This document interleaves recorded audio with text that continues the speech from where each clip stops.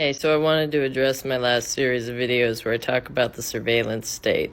So if you're between the ages of like 20 and 25, you're like Gen Z, you probably missed the news when this stuff came out because you were literally, it was 10 years ago, and so you were literally like a little kid.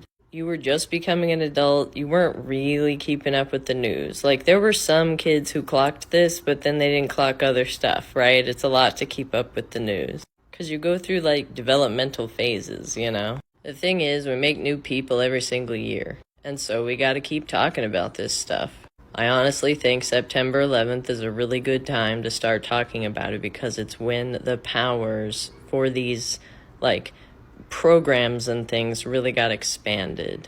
It's important to remind everyone that we live in a surveillance capitalism infrastructure and how that infrastructure works. Because the government and all of these agencies does kinda hope that people forget and are lulled into a false sense of security, and that the news cycle moves on and so people move on.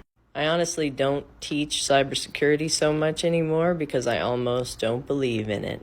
There's plenty of ways to keep enterprise infrastructure safe from hackers, but as an individual, you really just need to know what to do when stuff goes sideways, and not to model your device as if it's not talking to the cops. And you need to know what those devices are, and that's anything that connects to Wi-Fi or has a microphone. One of the things about open secrets is that they're buried in the avalanche of other information that there is.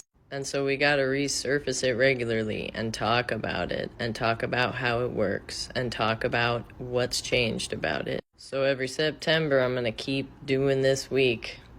Never forget.